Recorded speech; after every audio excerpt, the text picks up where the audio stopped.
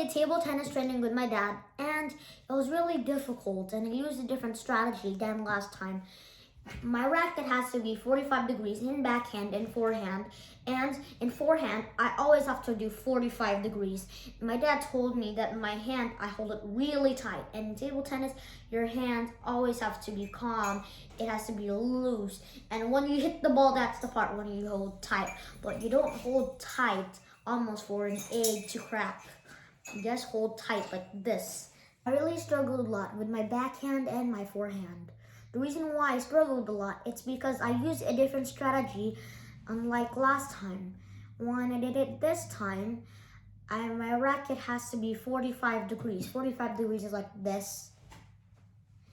And our racket can't be like this, or it can't be flat. So I'm showing with you a racket, it's like this. And then with forehand, your racket has to be on eyebrow level. And with backhand, it's 45 degrees and push up.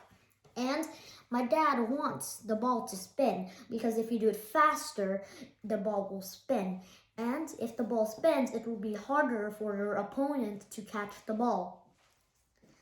So with my serves, the serves I did is the pendulum serve, and when I did it, I did this. And sometimes you can do push down and then move upwards. And my dad also taught me to brush the ball, because if you do, when you do this, you're hitting the ball and it spins, but it's not really fast. So I would do this. I would slightly touch the ball like you're pushing. Pushing is when your opponent serves the ball, and then you feel like the ball isn't going to go over the table, so you push the ball. So it's basically like that, but you're less close to the table. And when you serve, I learned to serve from my dad. My dad also taught me to trick your opponent by doing this serve. So they think you're doing this, but you're doing this like you're doing a check mark. You're doing this. So they would be on the wrong place, and then it's harder for them to catch the ball. So with my table tennis, I struggled on sometimes, and I was really disappointed in me because I missed a lot of mistakes, and that's because I keep switching the movement on my racket. So if you don't want to miss any mistakes in table tennis and you want to be perfect, do not switch your racket. Don't do anything else. Always 45 degrees when you do forehand and eyebrow level. Never let loose of the racket, or the racket will be flying on the table. So when you do backhand, 45 degrees and then push up, and then do it. And sometimes my dad said do it fast so the ball could spin. And when you do forehand and your opponent serves, and then the serves, they don't reach the end of the table, you do push. And when you do push in backhand, you do like you're doing serving, like you're chopping when you're serving, like this. But this is going this direction, and then when you're chopping, you're doing this. It's also similar to backhand, but it's doing 45 degrees, but the opposite side. And then when you do push and forehand, so you're basically doing, it's like you're serving. So you know how I do the pendulum serve? I do like this. The part is pointing down, but when you push, you're doing this. You're pointing it down, and your ball has to be straight, and it's like you're brushing the ball. So when you're pushing the ball, you're not going to hit the ball. You're going to brush the ball like this.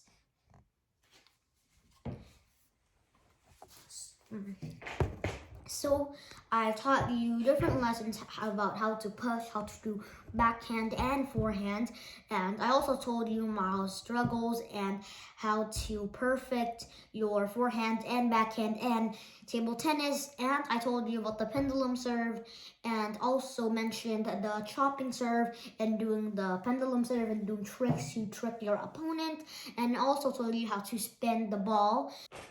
Also, I'm teaching you strategies and how to perfect your table tennis because now you hit the ball like this. So on the times you do this instead of throwing the ball up on table tennis is that if you're like training and then sometimes you're serving the ball to someone, just like my dad, when he's training me, he doesn't do an actual serve. He does this. It's a kind of serve, and then it doesn't just hit the hit your side of the table and then bounce on the other side. It bounces on the other side and then it bounces one more and then the opponent strikes. So you only do that when you're training. It's never common in a real game. So when you bounce, you do this. And then you count how many jumps you get. It's similar in table tennis. It's because it's like a score. So normally you count your jumps, but you're up. So say your trainer will count how many jumps you make. So that's basically like scoring in a real table tennis game. It keeps track of how many serves to your opponent you got right. So when you do it, normally you want to keep it in the middle, like this.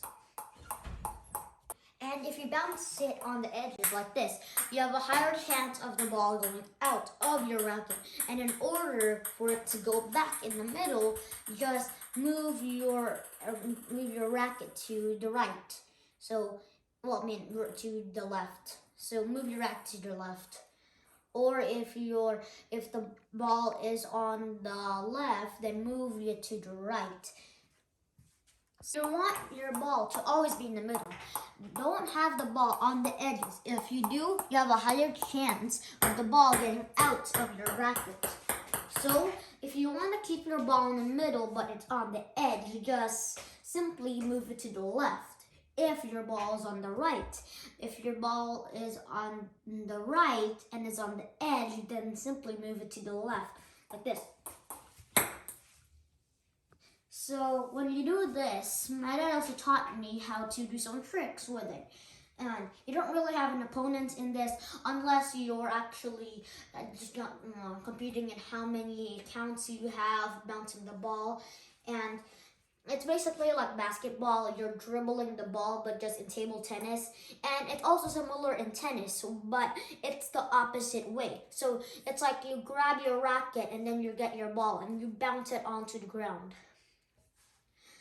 And when you do the trick, it's hard for me to do it because I never practiced doing that, and I only do it normally like this. Since you're not really doing anything to your opponent and you're just bouncing the ball so your ball doesn't fall. Also, there's a way to do this, and just keep it in one place and make sure the ball doesn't go. So I think if you just hold it straight, the ball won't move. So probably move it to the edge and see if it doesn't fall out. So it's like controlling your ball. When I do the serves and the pendulum serve, when I do chopping, I don't do this. But here's a technique you want to do when you do serves, like the side spin I showed you, and do the pendulum serve. So instead of holding your handle on your racket, just hold this. Your thumb is on the side, or so when you hit the ball, there's a side on. I'm saying my thumb is on the red.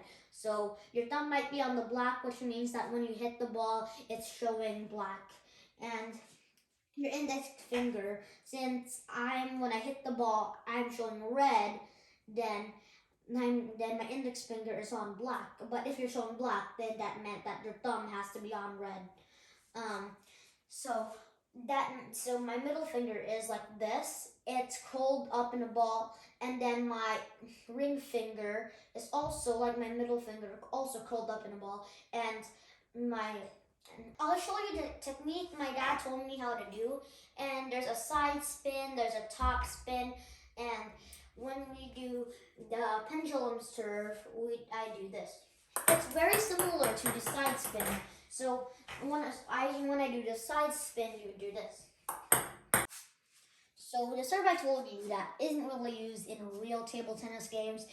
If you're training, you might do this serve. If you're training somebody, or if you're training your sister or your brother or anybody. So normally you, instead of throwing the ball up, you do this. Well, the ball would spin if you actually did it faster. And so when you do this, you can actually have an easier way of predicting where the ball would go. So if your ball wants to be on the right, then angle yourself so it can go on the right. And you also control the ball. It's easier to control if you use this serve because you know how when you're doing high or when you're going low. So if you're going high, then angle it little back and then you just hit lower. So throw the ball down, and then as soon as it goes down and bounces up back again, then you hit the ball. If you want to do, if you're doing the pendulum serve and did you the side spin I showed you. And when I do this, I don't really do this in chopping. When I do chopping, I do this. But when I do the pendulum serve, I don't actually hold the handle. I hold the pad. I think it's called like the top part of the racket. And when I do this, I don't hold the handle. So when I do chopping, I hold the handle and I put my index finger and my thumb on the racket. But I put almost my entire hand on the racket, but some of your fingers still need to touch the handle of your racket. And if you're doing this, you want to be careful because if you hold like this, your hand isn't really loose, but sometimes when I do this, my hands would really feel loose. But I think if you don't really hold it really well, that would be loose. But if you hold it really good, that meant it will lock it into place. So this is my go-to serve in table tennis. My dad told me it's his go-to serve, and this is the serve I learned. Besides the beginner serve I did, this is the easiest serve I ever learned, and it's really easy to memorize, and it's like this. Well, it's similar to the side spin, but your racket is in a different angle when you do the pendulum serve. So the difference between the pendulum serve and the side spin is that when you do the side spin, you're doing it like this, and when you do a pendulum serve, you're angling it to the height of the table and the racket.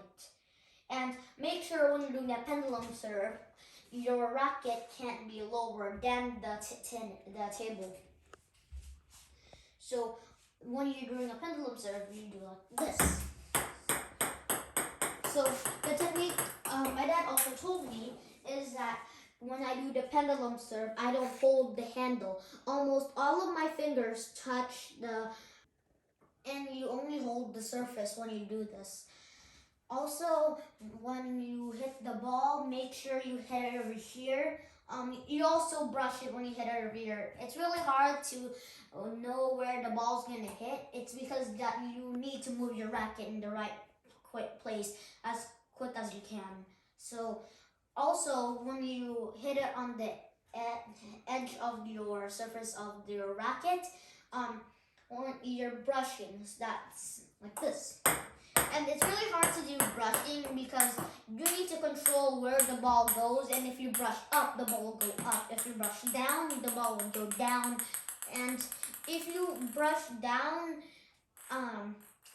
your ball will also go up, but I can't predict how it will happen, but I'll just try to do it. When you do it, when you brush, you actually brush down, and then when you brush down, the ball will go down, it will go up. So the ball would go lower. And it also is that when you brush, it doesn't really matter how you throw the ball, and if you have an open palm, that's the proper way how to throw it. And throw it as high as you can, but not high that will hit the ceiling. I meant just high. Just throw it high as, say, the badminton racket over there, just as high as that. And then when it goes down as net height, then you hit it. Also, there's a side spin and a top spin. So with a side spin, you do this. Also, when you do a top spin, you're doing a side spin, but then as soon as you go back down, you continue to go back up. So that's the difference between a side spin and a top spin. When you do a top spin, you're doing a side spin, but you don't hit the ball when you go down. When you go down, you go straight up and then hit the ball. So another strategy my dad also told me to do is that when you do the pendulum serve or the side spin or the top spin, sometimes I would do this. And I just did this when I did the side spin, and the ball won't really go in the net anymore. So I also did this, and it made it easier for me to do side spin and top spin and pendulum serve. And when I did the strategy, my dad told me it's that you don't hold you don't hold the handle. The strategy that my dad told me how to perfect the pendulum serve and the side spin and the top spin is that instead of holding the handle, I would hold the surface of the racket. And there's a side spin and a top spin. When you do training, you always have to be patient. It's because when you train, it doesn't matter what time you train. It's that when you train, you keep playing until you get it perfect. And in a game, there is a timer and you always have to be perfect. But in training, you don't always have to be perfect, but you keep doing it and doing it until you get perfect. So when you're in training, you always have to be patient. You always have to have discipline. And you always have to play and play and play until you be perfect. And you practice it every day, and if you don't get it the first day, then do it the second day and do it until you be perfect. And we can't move on to another serve. We can't move on to another technique until it's perfect. I hope you learned something in my training. I'm thankful you watched my video, and I hope you subscribe, like, and hit the notification button so you won't miss all of our other videos. And also check out our other video of the new Nissan Pathfinder.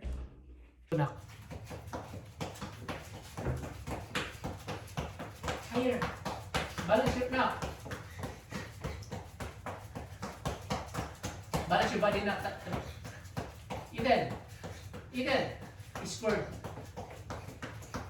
Hands, gilid lang. Relax sa katawan, relax. Balance sa katawan, relax. Jumping jack. Balance, all the way up. All the way up.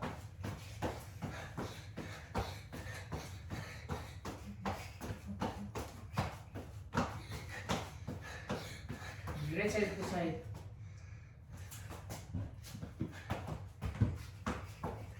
Ayusin mo po, ayusin mo.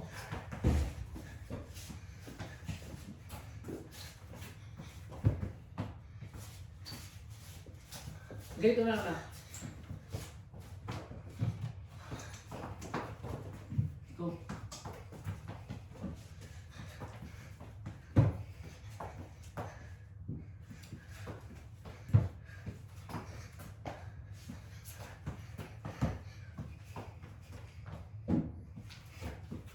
Run again, the middle. Balance your hand. Hand sa side lang. Same height ang hand. Same.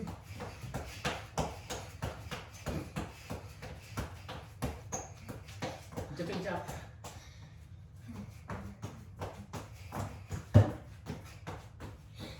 All the way up. Balance ang hand. Same height ang hand. Good job, orange. In the middle. Please, para twist ang body mo. A few moments later. No.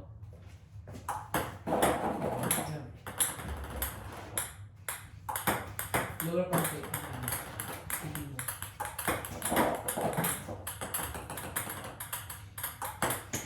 Right, leave the ball over there. This side, huh?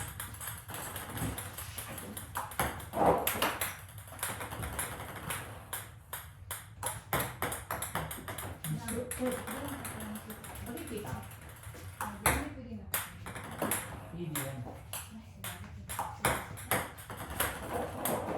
Go. Lower pangat mo.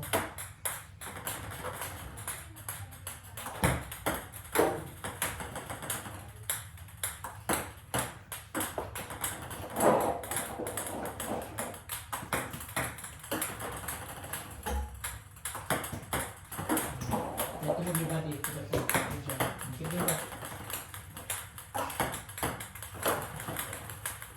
Relax lang kaya kamay.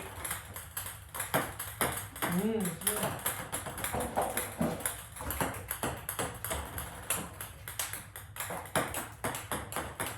Sure thing. I can see the skin.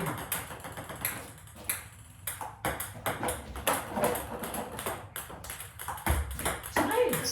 You know, clear. Concentrate while smiling. Yeah.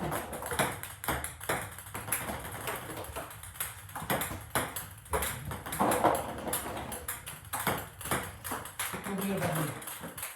Para balance.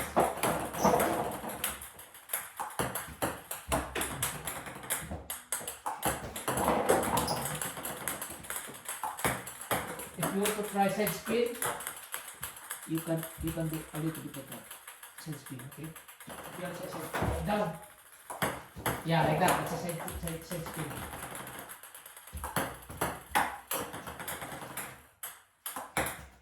Good.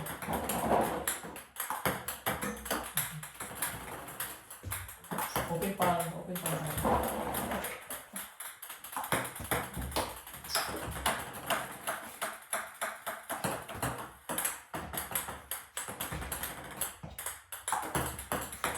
Okay.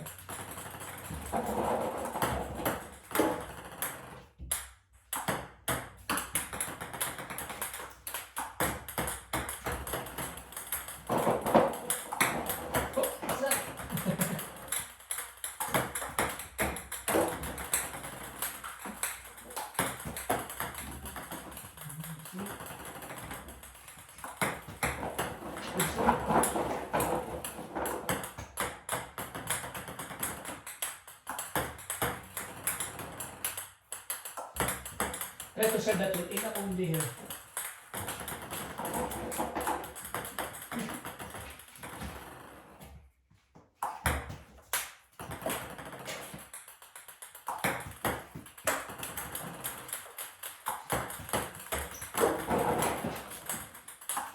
Try to just brush the ball. Kick it.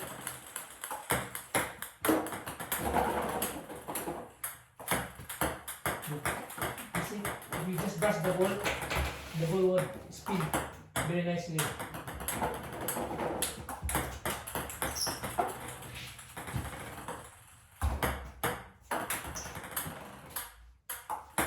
Good.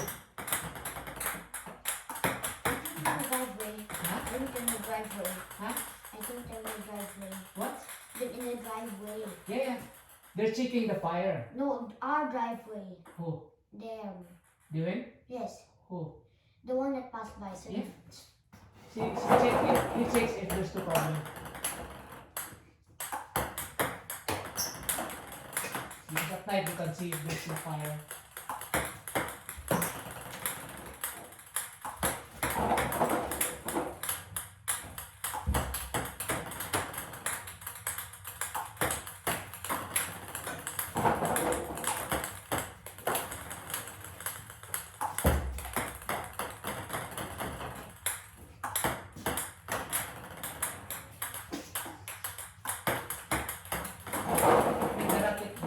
Down a little.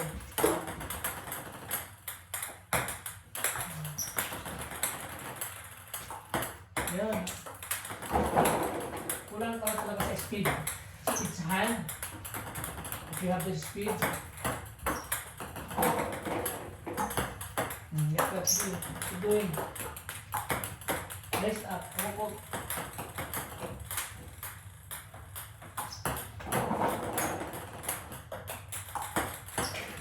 Take time.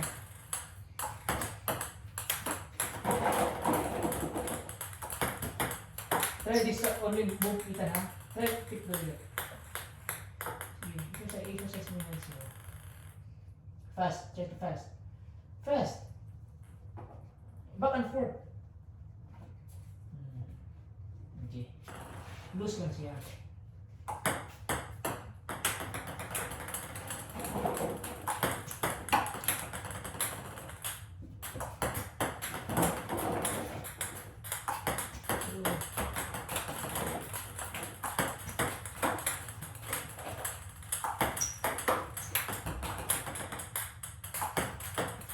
Pinpan, sana yung kami pinpan parati.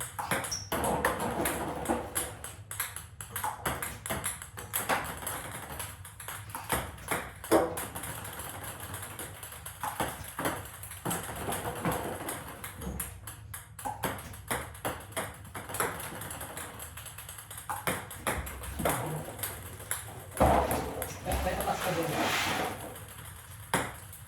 Go.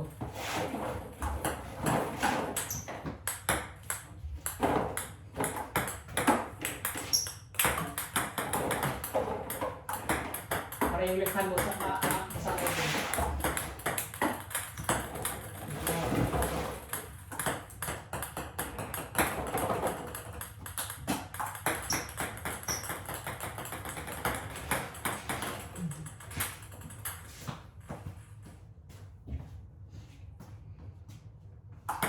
Good.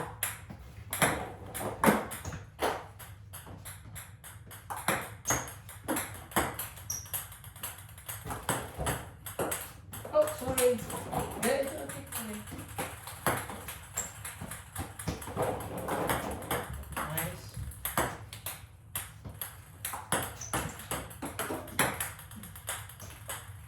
Madali na pala mag-cut sa left hand mo. It's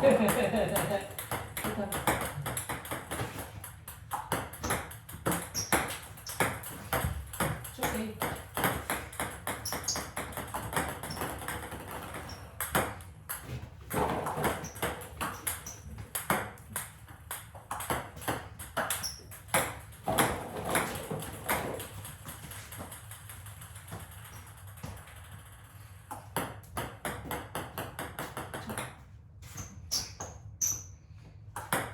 Try to serve yung dalawa.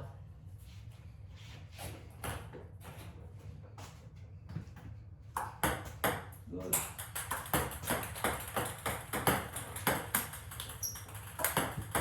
Good job.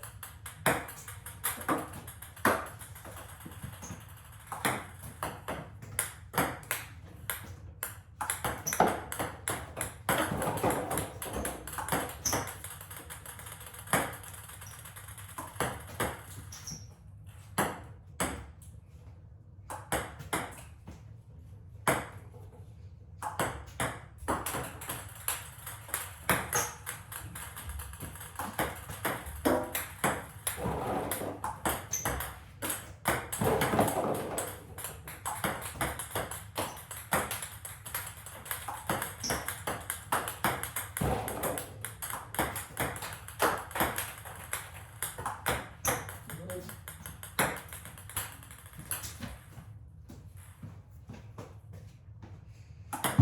That's nice.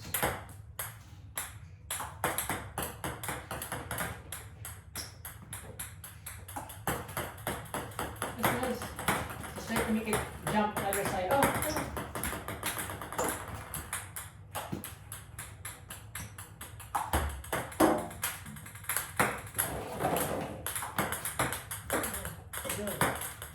Oh, okay.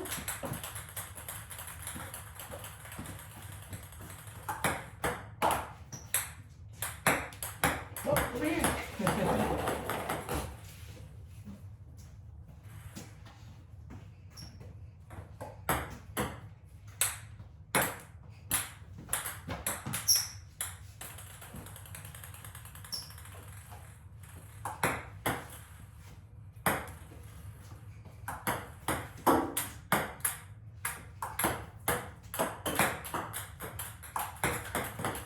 Bogey body. Over here.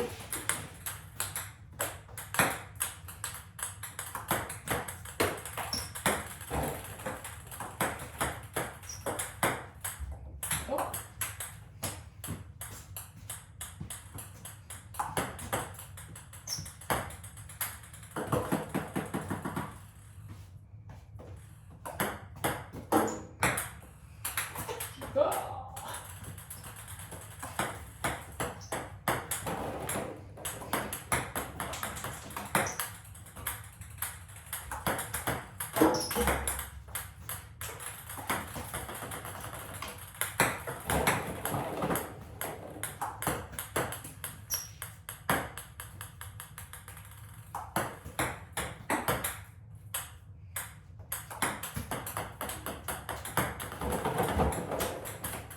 can try also Ethan.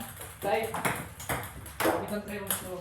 Instead you do like this, you try do like that. You can. Try lang.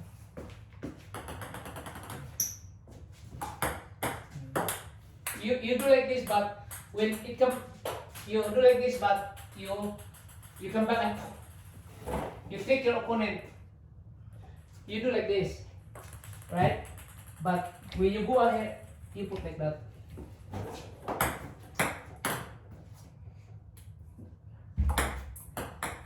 Do like this.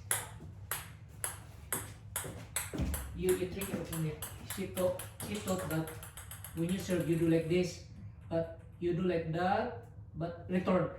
You know, you do like this, and then instead like that, you come back like that. You start at the top, same.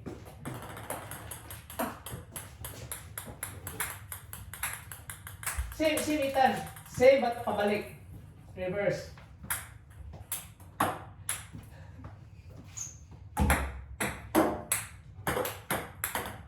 Over here.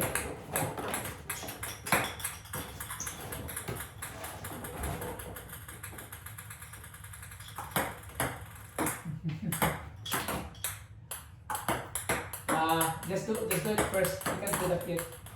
Continue your jump na. Continue mo na yung ginagawa. Pag-finish mo na yun. Ethan, it's okay. If you can do it. Yeah, continue lang muna. I-perfect mo muna natin yan. Bago tayo mag-change tayo ng serve.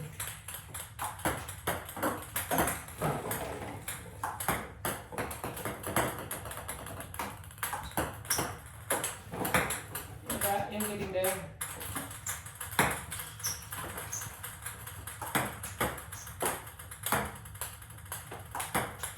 Try na backhand. Backhand.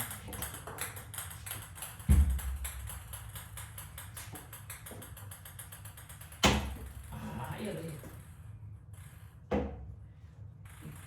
Inito siya. I-cross mo konti. Itan. I-bend down mo na to konti. Na. Look. I-bend down mo konti. West ang gamitin. West line. Okay? Try. Faster ha, fast. Okay. Try mo na, try.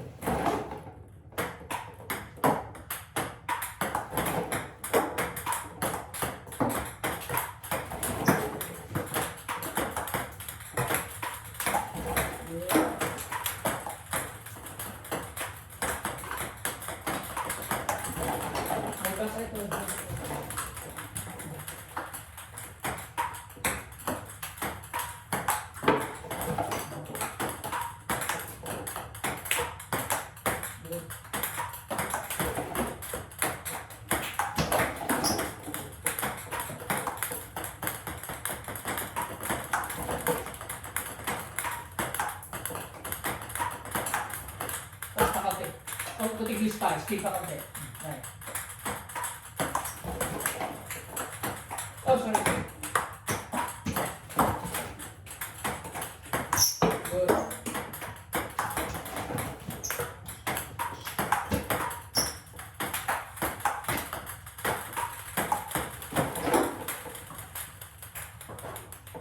Okay.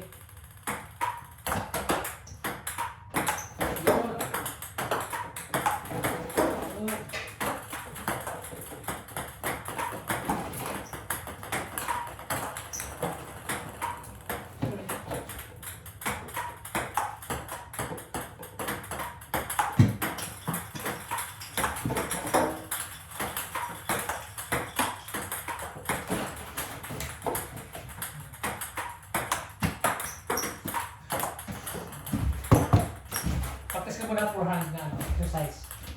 Oopsie! Ah! Forehand exercise. Forehand lang muna. Sa baba ko na. Get the ball from the bottom. Yung kagaya ginagawa niya kanina ba? Ay mo. Inil mo ito. What's up? Kneel. You kneel down first. Get the racket over here beside. Try. Oh. The racket mo ganyan. Then. Shh. I-wings mo pa kaunti. I-wings. Para makakaroon ka ng speed.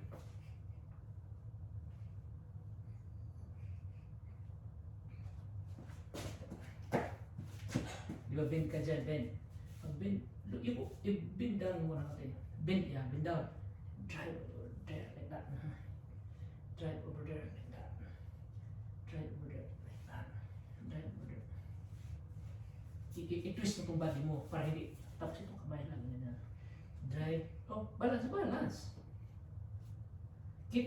Pag nakita mo bola dito, just hit only here. Then, so the ball would rotate like that.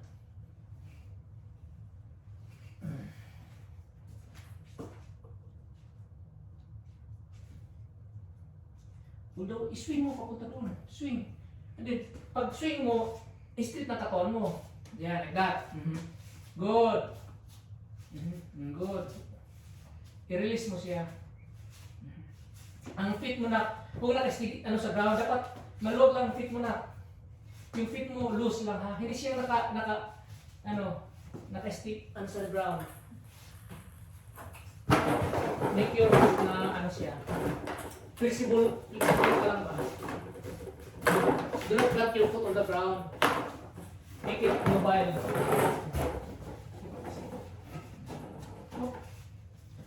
Dapat ang movement niya. Okay. Harap na ganun. Bilis. Speed. Speed. Speed. Try. Ang speed niya, speed niya itan.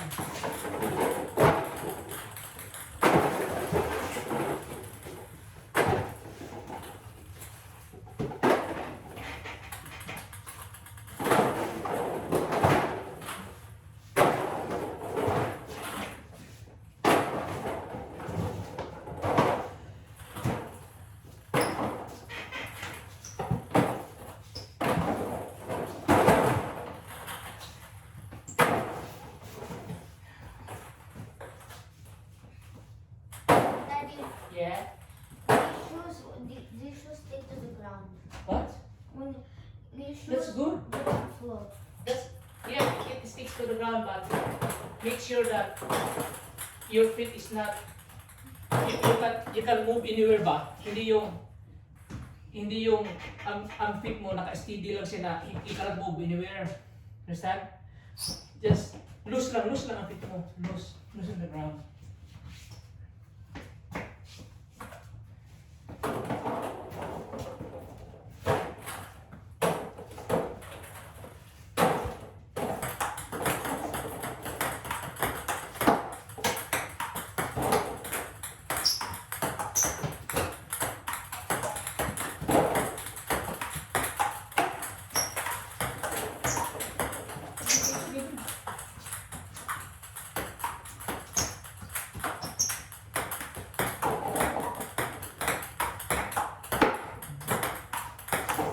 Pull it close to your face.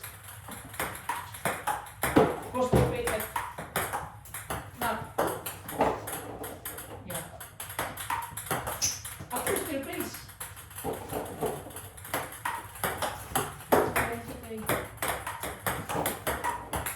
Focus that side first. Focus that side first. Move back a little bit. Masyado kung malapit mo. Move back a little bit. And across to your face. Maintain ka doon. Maintain ka doon.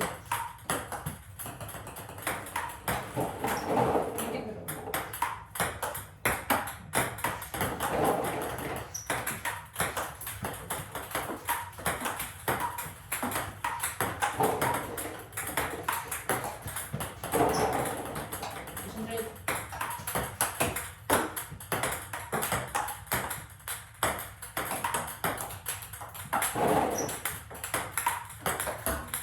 Okay.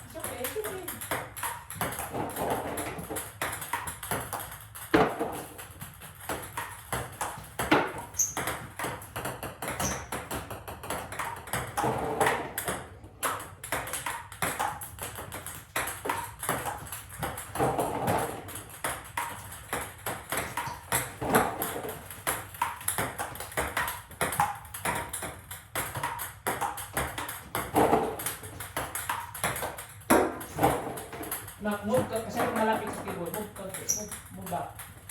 Like that, good. Good. Huwag ka lumapit sa keyboard. Huwag ka lumapit sa keyboard, mas speed ka dyan.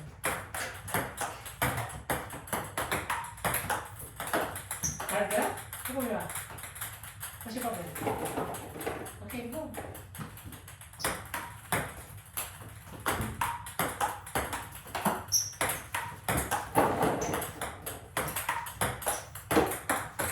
Approach na, approach. Pero na ba? No.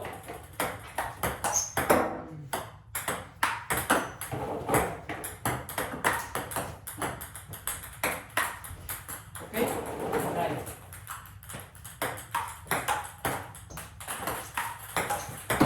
Tapos lagi. Tapos ba? Tapos, maintain mo. Ulaway nga, ulaway sa taas. Ulaway sa taas ba? Ang racket mo aabot dito. Go. Oh, sorry.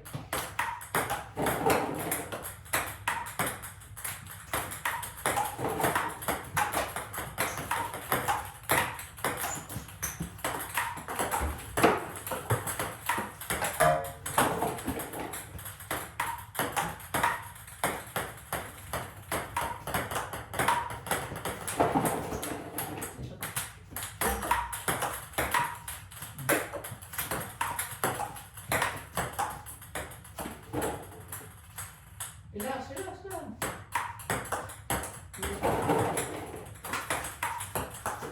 Good.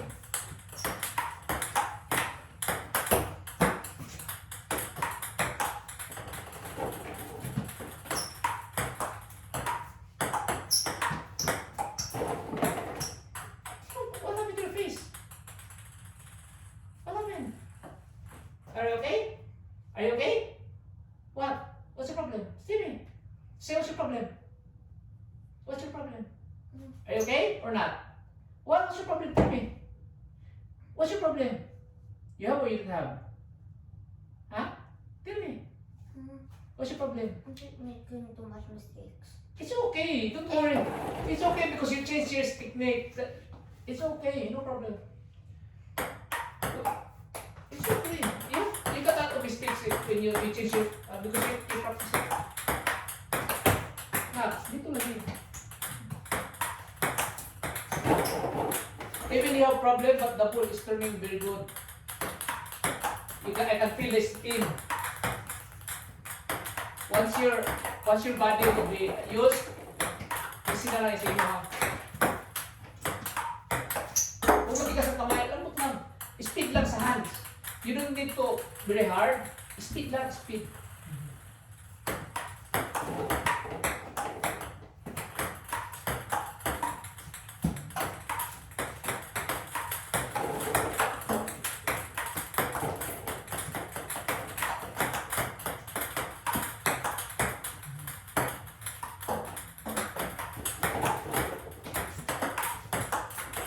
Good. Good. Yeah, good. Strong.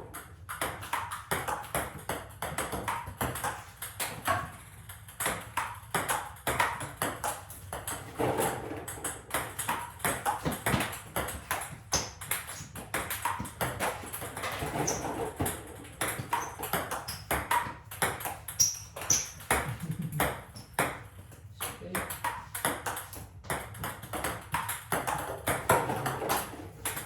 Speed kasi. Yan. Gamitin yung speed. Pag mabilis ka, the ball would hit it properly.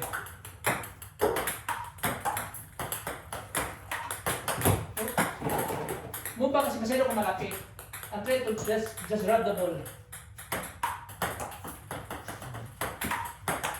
Good. Good.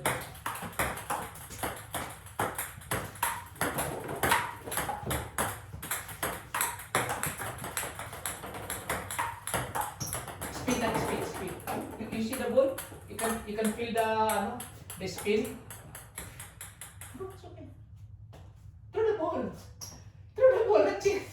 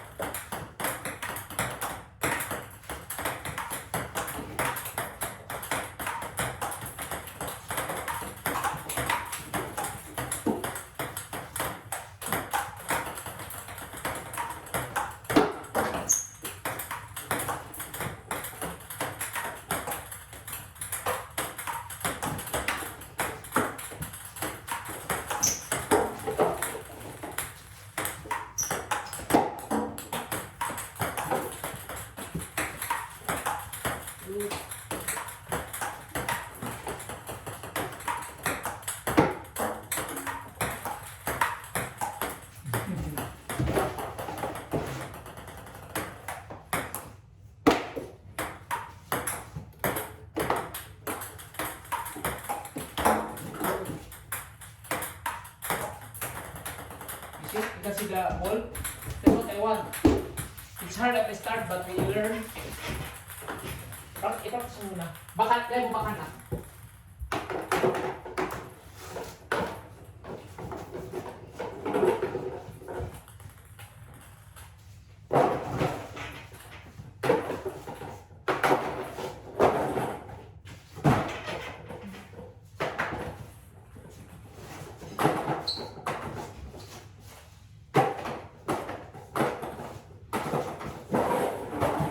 Speed pa rin sa baka. Speed.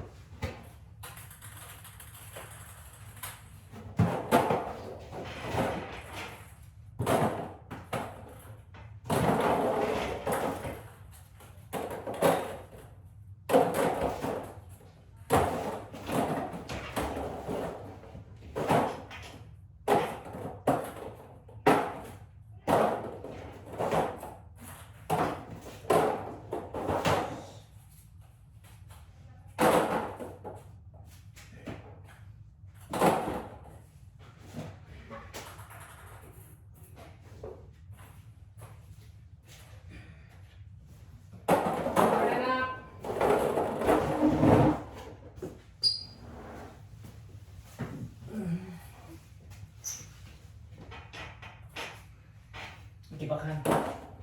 Ready? Ini it's in. Ready? Position.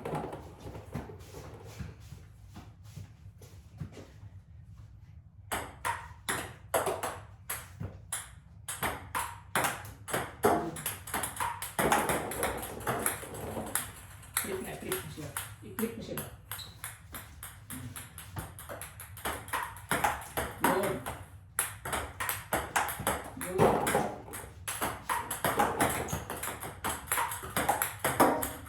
Taas, taas.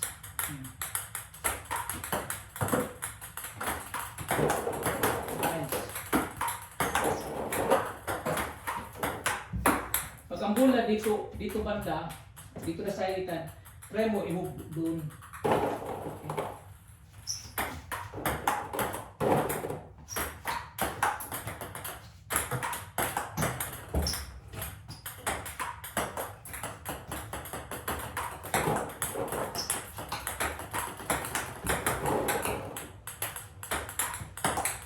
Nice.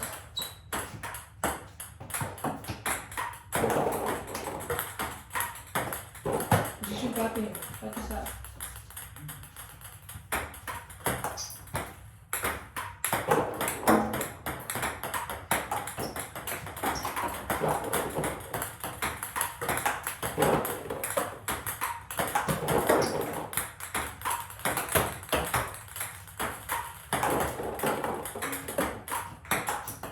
Parang konti. Huwag mong unahan siya. Hintayin mong bola.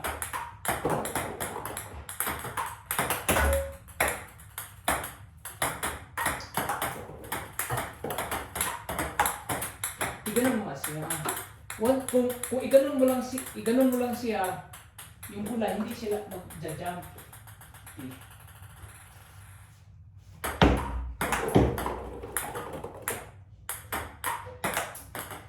Iganon mo kasi.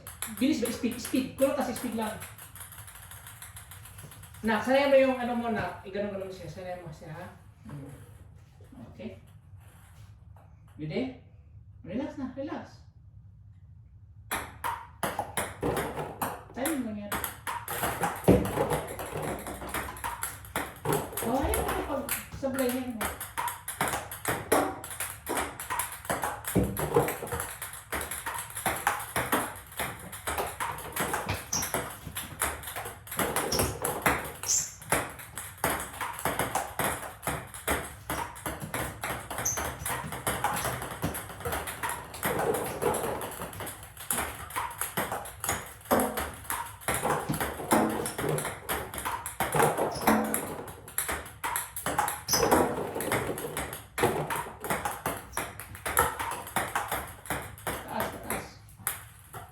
Pag hindi mo siya ganon, ang bola hindi talaga siya magano.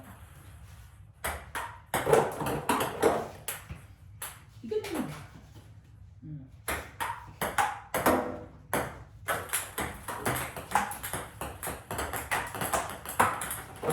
Look.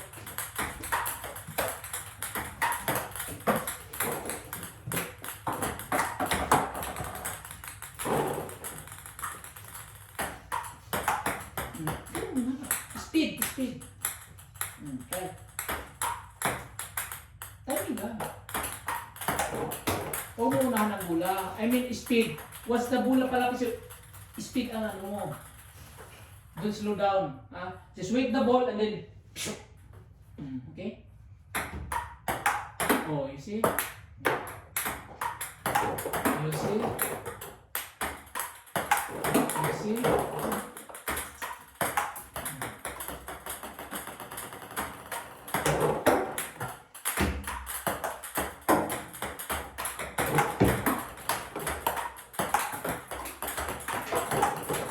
Gusto.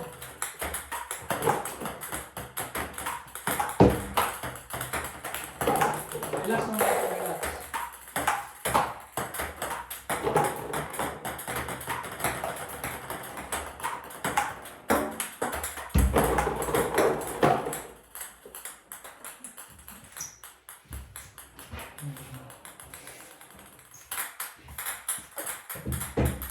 Inhale, exhale. Jump, jump. Jump. Go there. Okay lang, look pa rin. We'll finish the ball. Relax lang, inhale, exhale. Inhale, exhale. Tara. Ready? Ready?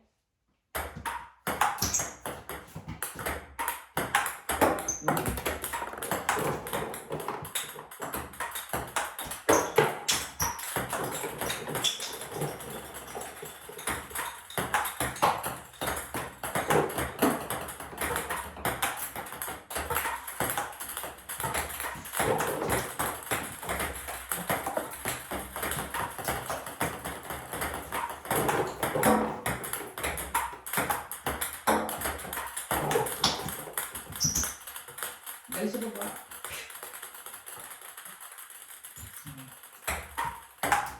Speed, speed.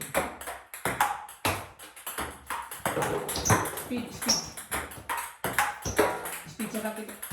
And just rub it. Rub it lang, okay? Okay.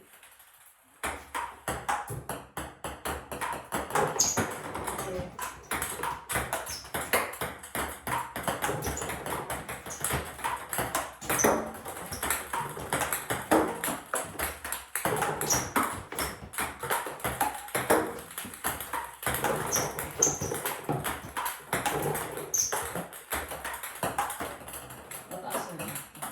Once na hindi mo i-lift siya, maintain mo dito siya.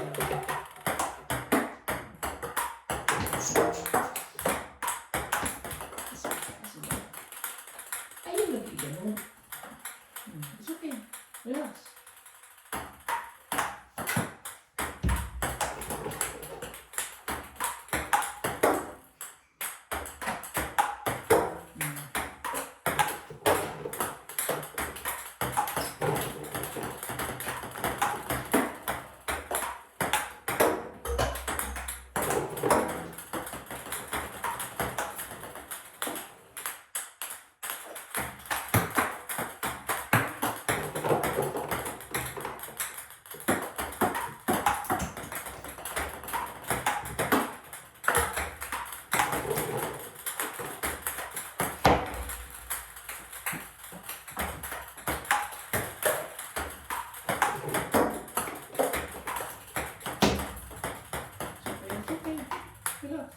Move back a little bit kasi.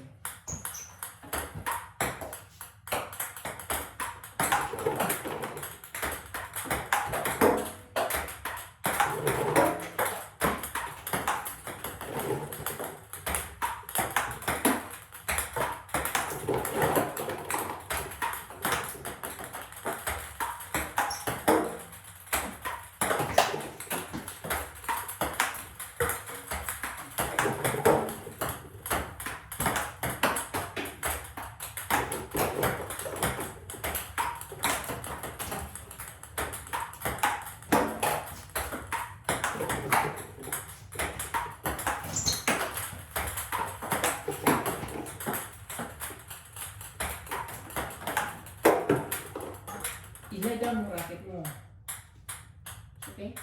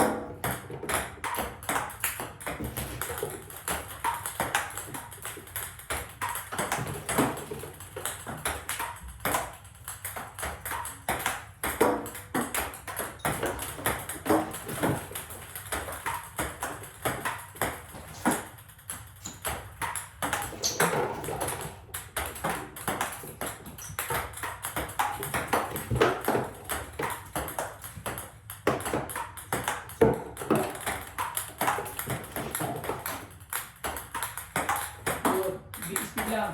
Tama yun. Ginagawa ko. Good. You get it already. Try again. Nakuha mo na. Stay there, Ethan. Stay there, Ethan. Nakuha mo na. Okay. Nakuha mo na. Good. Ang galing. Yes.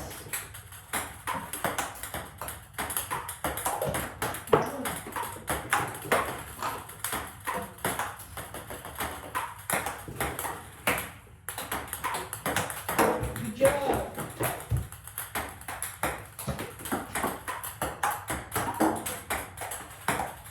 Yeah!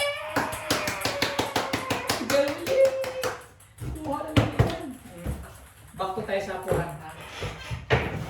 Pause mo na yun.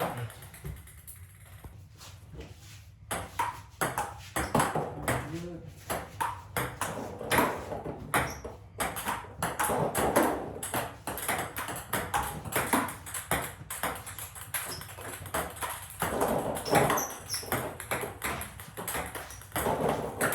Good. Masakit na rito, ma? Masakit na ano yung dati eh. Nasasaan yung kamay ko? Practice ah. You see? That's the good one.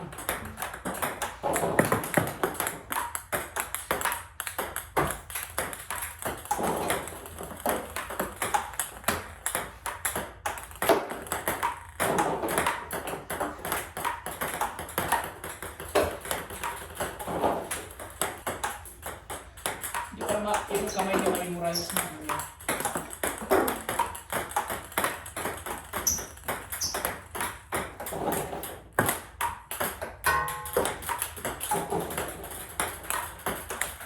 Good.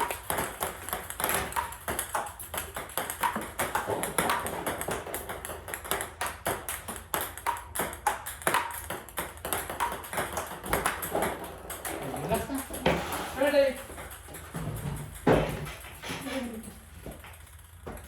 Saan masakit? Saan?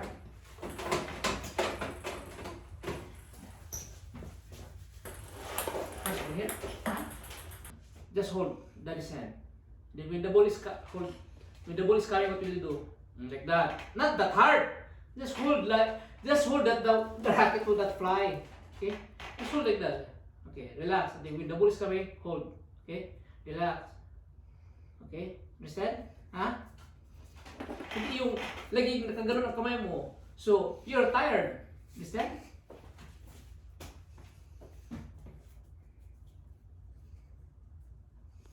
Say something like that about that. Understand mo? Masakit pang ano mo?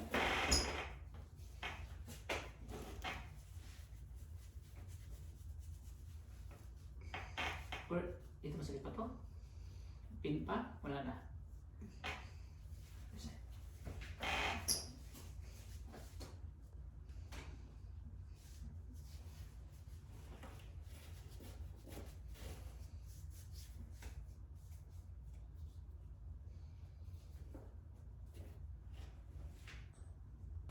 Guys, I did a 1 hour video of my table tennis training.